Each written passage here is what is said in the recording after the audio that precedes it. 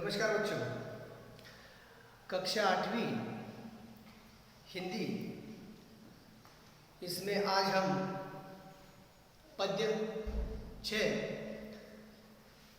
जरा प्यार से बोलना सीख लीजिए।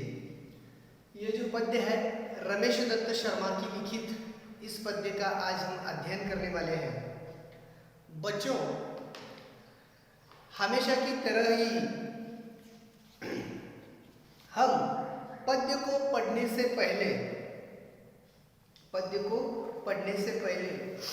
उसकी विधा के बारे में जानकारी हासिल करते हैं। विधा म्हणजे रचना, त्याची रचना कोणती आहे हे समजल्याशिवाय आपण पुढे जात नाही। आता ही जी आहे, ही जी रचना आहे मुलांनो, ही एक गजल आहे। हिंदी में बहुत सारी रचनाएं हैं, जैसे हाइकू है, नई कविता है, कविताएं हैं। उसी प्रकार गजल भी एक काव्य का प्रकार है।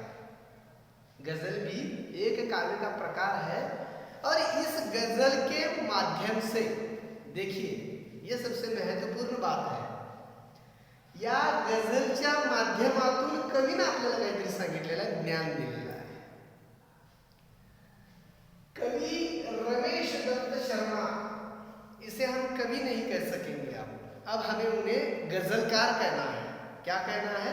गजलकार, क्योंकि ये रचना कौन सी है, विधा कौन सी है, गजल है। जरा प्यार से बोलना सीख लीजिए, इसके बारे में अध्ययन करने वाले हैं। लेकिन सबसे पहले गजल क्या होती है, इसके बारे में थोड़ा सा मैं आप लोगों को जानकारी देना चाहता हूँ। ये जो गजल है, जरा प्यार से बोलना सीख लीजिए, इस गजल के माध्यम से शर्मा जी ने प्रेम से बोलना, सही समय पर अपना मुंह खोलना, बोलने से पहले विचार करना आदि बहुत सारी बातों के बारे में जानकारी उन्होंने इस गजल के माध्यम से दी है, जिसका अध्ययन आज की तासिका में हम करने वाले हैं। ठीक है, आता सगळ्यात पहिल्यांदा काय करायचं आहे तुम्हाला, माझा हा तास सुरू व्हायच्या अगोदर तुम्हाला काय करायला पाहिजे, तुम्ही आता ही कविता काढून ठेवायला पाहिजे। गजल पुस्तक उघडायचे आहे आणि मी शिकवत असताना पुस्तकामध्ये बघायचं आहे। मी तुम्हाला प्रत्येक ओळीचा अर्थ सांगणार आहे, ठीक आहे? मगच ऑनलाइन वीडियो शुरू करायचा है। लक्षात आलं, पहिला पुस्तक उघडून ठेवा। हमेशा की तरह कुछ छात्र, बहुत सारे छात्र मैंने ऐसे देखे हैं कि मैं वीडियो बना रहा हूँ, भेज रहा हूँ, लेकिन वो देखते नहीं है। ये अच्छी बात नहीं है। तुम्ही सगळ्यांनी व्हिडिओ बघायचा आहे मुलांना। मला कळतं किती जण बघितले आहेत ते, त्यामुळे तुम्ही व्हिडिओ, मुलांना मी तुम्हाला पुन्हा सांगतो, सूचना बघा, विनंती करतो आता तुम्हाला, व्हिडिओ बघा तुम्ही। मग हे करण्यासाठी चालू आहे सगळं, आलं लक्षात? तुम्ही व्हिडिओ बघायला पाहिजे। तुम्ही जे विद्यार्थी बघतायत व्हिडिओ, त्यांनी बाकीच्या विद्यार्थ्यांना पण फोन करून सांगा। मी तर सांगतोय, फोन करतोय, पण बरेचसे विद्यार्थ्यांचे पालक फोन उचलत आहेत आणि ते मुलांना नाही सांगत आहे। त्यामुळे तुम्ही एकमेकांच्या मित्रांना फोन करून पण सांगा, जे बघत नाहीत त्यांच्यासाठी। मी पण फोन करणारच आहे आणखी एकदा। तो चलो बच्चों, आज हम पढ़ते हैं जरा प्यार से बोलना सीख लीजिए। ठीक है, पन्ना नंबर 14। कभी गजल पढ़ने से पहले मैं रमेश दत्त शर्मा जी के बारे में थोड़ी सी जानकारी देना चाहता हूँ। इनका जन्म 1939 में जलेसर यानी ऊटा नामक स्थान है उत्तर प्रदेश में, वहाँ इनका जन्म हो गया था। इनकी जो मृत्यु है 2012 साल में हुई थी। रमेश दत्त शर्मा जी, ये जो है, इनका नाम अनेक वर्षों से हम पत्र पत्रिकाओं, रेडियो पर और टीवी के माध्यम से वैज्ञानिक दृष्टिकोण के प्रचार प्रसार का काम शर्मा जी करते हैं। इनका जो लेखन है वो ज़्यादातर विज्ञान लेखन में इनका नाम जाना जाता है, खासकर वो विशेष रूप से उसमें प्रसिद्ध है। 8वीं से ही स्थानीय मुशायरों में चचा जलेसरी के नाम से शिरकत करने लगे थे। यानी चचा जलेसरी जो है नामक एक साहित्य है, उसमें से उन्होंने इस क्षेत्र में उन्होंने एंट्री की थी, प्रवेश किया था रमेश दत्त शर्मा। चलो बच्चों, पद्य संबंधी मैंने थोड़ी सी जानकारी बताई, गजलकार जो है शर्मा जी के बारे में थोड़ी सी जानकारी बताई। तो अब हम क्या करते हैं, यह गजल पढ़ने के लिए शुरुआत करते हैं। बच्चों, गजल की एक खासियत होती है कि इसके जो दो दो पंक्तियां जो लिखी जाती है गजल की, उन्हें हम शेर कहते हैं, प्राणी शेर नहीं, हाँ बाघ शेर उसमें से शेर नहीं है। यहाँ दो पंक्तियों का जो पद लिखा होता है ना, दो पंक्तियों का, उसे हम शेर कहते हैं, एक शेर। एक बात बता देता हूँ, मुझे एक शेर याद आया, बहुत मशहूर शायर है ये, आप भी उसका नाम भी इस शायरी में आ जाएगा। तो मैं वो शायरी आप लोगों को सुनाना चाहता हूँ। देखो, शेर शायरी, ये नाम आप लोगों ने सुना। शेर किसे कहते हैं? गजल। गजल में जो दो पंक्तियां आती है ना, उस दो पंक्तियों को हम शेर कहते हैं। इतनी ही बात आप लोगों को ध्यान में रखनी है। मैं अब जो शेर बताने जा रहा हूँ वो प्रसिद्ध शायर का, गालिब का है। किसका है? गालिब का। देखिए, उम्र भर गालिब यही भूल करता रहा। गागर में सागर भरने वाली बात होती है शेरों में। उम्र भर गालिब यही भूल करता रहा, धूल चेहरे पे थी और आईना साफ करता रहा। देखिए, मुझे एक शायरी पसंद है, वो बहुत अच्छी लगती है। माणसाच्या मनामध्ये स्वतःमध्ये दोष असतात आणि दुसऱ्यांच्यावर आपले दोष ते काढत असतो. स्वतःमध्ये शोधायला पाहिजे काय दोष आहेत आणि त्याचं निराकरण करून आपण आपलं जीवन यशस्वी करायला पाहिजे. ठीक आहे? तर चला म्हणून बराचसा वेळ झालेला आहे, आपण शिकायला सुरुवात करूया. पहिल्याला चाल लावतो. 3च शेर शिकायचे आहेत आज. किती शेर शिकायचे? 3च. तिन्हीचेच अर्थ बघायचे. ठीक आहे, चलो बच्चों. वानी में शहद घोलना सीख लीजिए, जरा प्यार से बोलना सीख लीजिए. फिर से एक बार. वानी में शहद घोलना सीख लीजिए, जरा प्यार से बोलना सीख लीजिए. चुप रहने के यारों बड़े फायदे हैं, जुबान वक्त पर खोलना सीख लीजिए. कुछ कहने से पहले जरा सोचिए, कुछ कहने से पहले जरा सोचिए. ख्यालों को खुद तोलना सीख लीजिए. मी एक थोडक्यात चाल लावलेली आहे. तुम्ही वेगळ्या पद्धतीने पण चाल लावू शकता. वानी में शहद घोलना सीख लीजिए, जरा प्यार से बोलना सीख लीजिए. ठीक आहे? पहिला जो शेर आहे त्याचा अर्थ आपण बघूया. याच्यामध्ये कुठला शब्द अवघड वाटतो का? वानी में शहद घोलना सीख लीजिए, जरा प्यार से बोलना सीख लीजिए. देखिए, अब इसका मैं अर्थ बता देता हूं. तो कवि कहता है, हे मानव, हे इंसान, हे मानव, हे इंसान, अपनी वाणी में, यानी आदमी जो बोलता है ना, उसे हम वाणी कहते हैं, अपनी वाणी में शहद जैसा मिठास, शहद जैसी मिठास होनी चाहिए. वो आगे कहने का मतलब क्या है? आप मधुर भाषी बनो, मधुर बोलने वाला बनो. इस शेर का अर्थ मैं बता रहा हूं, ध्यान दीजिए. गजलकार शर्मा जी बताते हैं, हे मानव, अपनी वाणी में शहद जैसी मिठास लाओ, अर्थात मधुर भाषी बन जाओ. तुम दूसरों से बातचीत करते वक्त मीठे शब्दों में बातचीत करो. चांगलं बोला, गोड बोला, प्रेमानं बोला, आदरातिथ्य देऊन बोला. लक्षात आलं मराठी? हाँ, वही बात मैं दोहरा रहा हूँ. थोड़क्यात, जब भी किसी से बोलना हो, प्यार से बोलो. कवि क्या कहता है?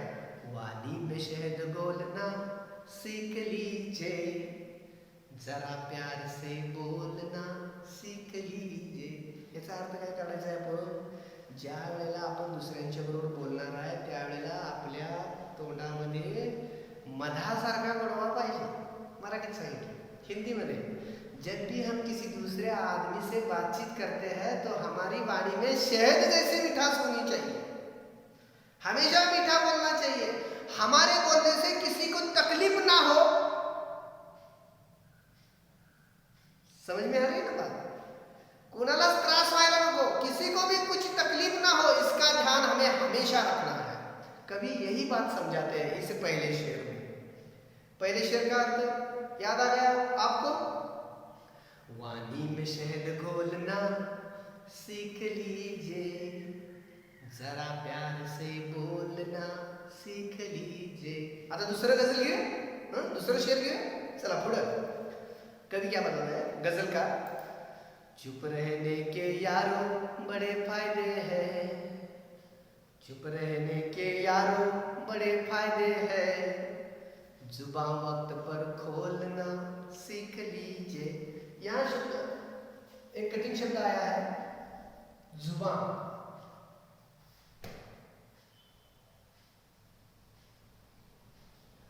जुबा का अर्थ है वाणी, जो हम बोलते हैं। जुबा का अर्थ है यहाँ वाणी लेना है, ठीक है। कवि क्या कहता है देखो, चुप रहने के यारों बड़े फायदे हैं। फायदे, फायदे का मतलब क्या है? लाभ, फार फायदा है। पहले शो हिंदीमध्ये कदाचित समानार्थीला विचारतात, फायद्याला आपल्याला सांगता येत नाही, त्यावेळेला असं व्हायला फायदे म्हणजे लाभ, लाभ। हाँ, चुप रहने के यारों बड़े फायदे हैं, अतिशय सोप्या भाषेत सांगितले। जुबान वक्त पर खोलना सीख लीजिए। कक्षा 8वीं के छात्र हो, गजलकार शर्मा जी बता रहे हैं आपको। पहली बात, पहले शेर में उन्होंने कौन सी बात बताई कि हमेशा हमें दूसरों से बात करते वक्त अपनी वाणी में शहद जैसी मिठास लानी है।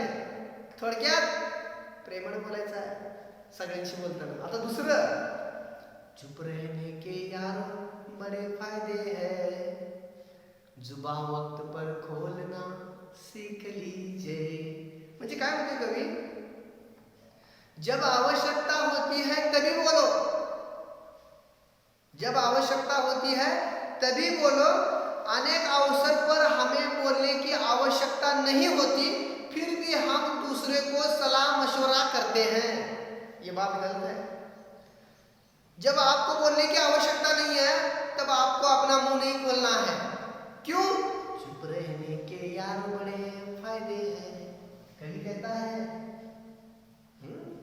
तुम्ही शांत बसा, मौन धरा, ज्यावेळेला गरज नाही त्यावेळेला बोलू नका। क्यों?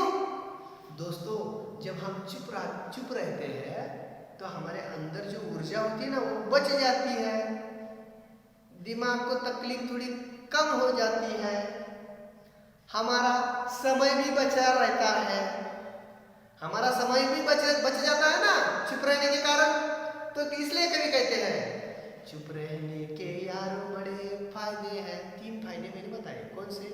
चुप रहने से हमारी ऊर्जा बच जाती है, हमारे दिमाग को तकलीफ कम होती है, और तीसरी हमारा समय बच जाता है। ये फायदे हैं। गजलकार शर्मा जी बताते हैं चुप रहने के यार बड़े फायदे हैं, जुबान वक्त पर खोलना सीख लीजिए। लेकिन जब कभी आपको जुबान खोलने की आवश्यकता होती है तब आपको बोलना ही है, तब चुप नहीं रहना है। ये भी बात आप लोगों को बताते हैं। हमेशा चुप रहने की सलाह उन्होंने इस शेर में नहीं दी है। जुबान वक्त पर खोलना, वक्त पर, वेळेवर, जुबान वाणी, त्याच वेळेला आपलं तोंड उघडायच्या वेळेला खरोखर आवश्यकता असते। जुबान वक्त पर खोलना सीख लीजिए। जब कभी जरूरत पड़ती है, आवश्यकता होती है, तब हमें बोलना ही चाहिए, तब चुप नहीं रहना है। यही बात वो इस शेर में बता रहे हैं। और जब आवश्यकता नहीं होती तब गजलकार बताते हैं चुप रहने के यार बड़े फायदे हैं। कौन से फायदे? 3 फायदे मैंने बताए। और आगे क्या बताते हैं वो? जब कभी आवश्यकता होती है तब हमें हमेशा अपना मुंह खोलना चाहिए। इस बात की ओर गजलकार हमारा ध्यान ले जाते हैं। ठीक है, अब 2 शेरों के अर्थ हो गए। अब तीसरा, कुछ कहने से पहले जरा सोचिए। क्या कहते हैं, देखो तीसरा शेर में बहुत बड़ा अर्थ है। वो क्या बताते हैं, कुछ कहने से पहले जरा सोचिए, ख्यालों को खुद तौलना सीख लीजिए। अब यहाँ दो कठिन शब्द आए हैं। कौन सा है तीसरा शब्द, लिखो। कठिन शब्द क्यों किया, ख्याल का है अर्थ विचार, ख्याल से अर्थ का है विचार। और एक शब्द आया है, कौन सा आपको कौन सा लगता है कठिन शब्द इसमें? एक ही है ख्याल, मेरे ख्याल से। तौलना यानी कि तुलना करना, तौलना। ठीक, देखो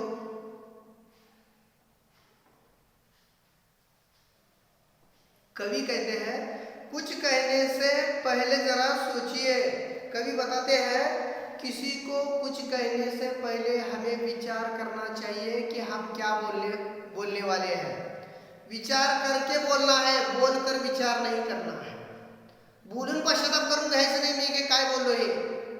इसलिए कवि बताते हैं, शर्मा जी बताते हैं हमें कि बोलने से पहले आदमी को विचार करना चाहिए। सही बात है ना।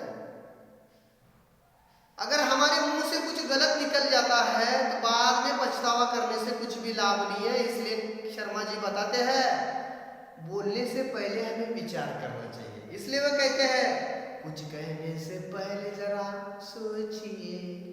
काय बोलायचं आहे त्याच्या अगोदर जरा विचार करा। ठीक है, तो चलो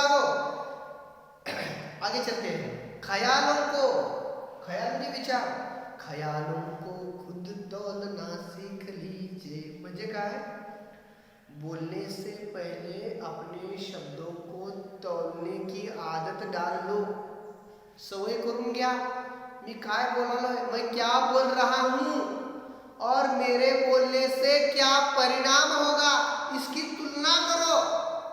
और इस तुलना की जो आदत है ना वो सीख लो। उस आदत को सीख लेने की सलाह शर्मा जी हमें बता रहे हैं। समझ में आ गई बात? फिर से एक बात, प्रत्येक शेर तुम्ही 2-2 वेळाला अर्थ सांगायला लागला। म्हणून म्हटलं तुम्हाला आजच्या तासाला आपण 3 शेर शिकायचे, काही गडबड करायची, खरं तेवढंच पाठ करायचं आहे। म्हणजे काय करायचं आहे, तुम्हाला हे 3 शेरांचा अर्थ मी सांगितलेला आहे तो तुम्हाला त्या वहीत लिहून ठेवायचा आहे। बाकीच काय अभ्यास करायचा नाही, अभ्यास काहीच करायचा नाही। फक्त हे 3 शेर शिकवले ह्याचा भावार्थ तुम्ही लिहून ठेवायचा। पुन्हा एकदा सांगा म्हटलं तर मी पुन्हा एकदा सांगतो। ठीक है, आता तिसऱ्या शेरचा अर्थ बघा पुन्हा। कुछ कहने से पहले जरा सोचिए, ख्यालों को खुद तौलना सीख लीजिए। शर्मा जी हमें बताते हैं कि आदमी को बोलने से पहले विचार करना चाहिए कि मैं क्या बोल रहा हूं, कि मैं क्या बोलूं। बोलने के बाद विचार नहीं करना है कि मैंने ये क्या बोला है। शर्मा जी हमें बताते हैं हमें किसी से भी बातचीत करते वक्त सबसे पहले विचार करना है फिर बोलना है। और आगे बताते हैं ख्यालों को खुद तौलना। आपके मन में जो विचार आते हैं ना उसे पहला तौलिए